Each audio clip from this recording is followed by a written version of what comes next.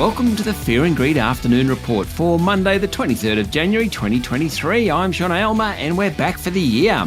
Every afternoon, of course, we've got the 5 stories that happened today that you need to know about. Story number 1 today, there hasn't been much good news for the buy now, pay later operators for quite some time. But today, Sezzle said revenue last month was 16% higher than a year earlier, and the group was profitable for the second month in a row. That sent its share price up 37%. Also, the share price of Block Group, which bought Afterpay 12 months ago, jumped nearly 6% after a strong session for tech stocks on Wall Street over the weekend. Lithium stocks, particularly Pilbara Minerals and Liontown Resources, also did well on the back of a series of investment bank upgrades for the sector. Pilbara Minerals share price jumped 13% on Friday and then another 6% today. Liontown was up 7% today. Overall, the S&P ASX 200 finished the day up slightly to 7,457 points. Now, that's a bit disappointing given the rally on Wall Street over the weekend. But remember, the local market has been travelling very, very well all year. Today, the tech stocks did best, while the energy companies also fared well. Utility stocks and healthcare companies were among the worst performers. Diversified miner South32 warned that first half operating unit costs were expected to be in line or below FY23 guidance at the majority of its operations. That's good news, and its share price rose 1.3%.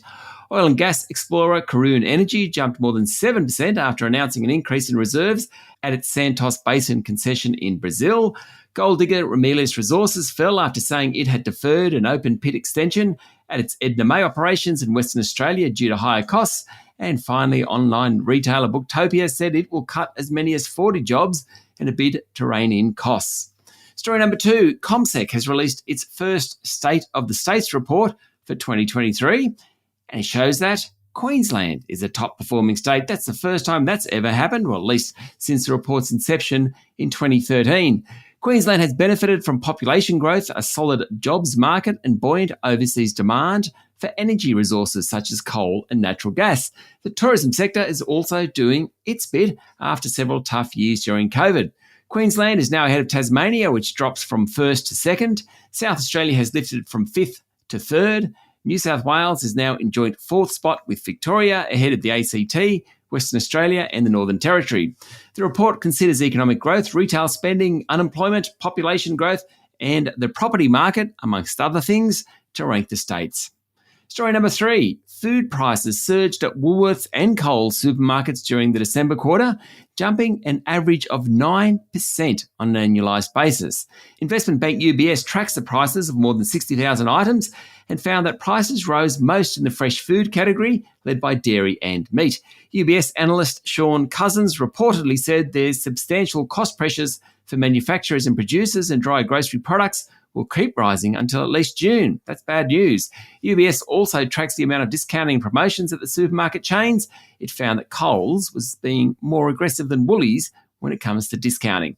Story number 4, superannuation funds are set to deliver a negative return for only the 4th time since 2000, after markets fell across the board in 2022. The median balanced fund returned negative 4.8% for the 12 months through to the end of December, with property and equities to blame for much of the decline, according to research house Super Ratings. Only 2 balanced options delivered positive returns last year. Just 2, one from Perpetual and one from First Super. The nation's largest super fund, Aussie Super, delivered a minus 4.8% return, which was in line with what the market did. Now, no one likes to see their super balance diminish. I get that. But super is a long-term gain. And since 2000, super returns have averaged plus 6.1%. And story number 5, the suspect in a ballroom dance club shooting near Los Angeles that left 10 people dead this morning has shot and killed himself. The 72-year-old man shot himself in a van he had used to flee as police officers closed in after an attempted second shooting at Monterey Park, about 16 kilometres east of Los Angeles. It's an area with a population of around 60,000 people, about 2/3 of whom are Asian, according to Bloomberg.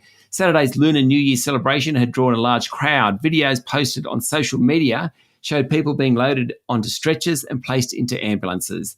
The motive for the crime is unclear. That's it for the afternoon report for Monday, the 23rd of January, 2023. Don't forget to hit follow on the podcast and find Fear and Greed on LinkedIn, Instagram, Twitter and Facebook. Join Michael Thompson and I tomorrow morning for the Fast Five by Fear and Greed, the top 5 business stories you need to know in just 5 minutes. I'm Sean Aylmer. Enjoy your evening.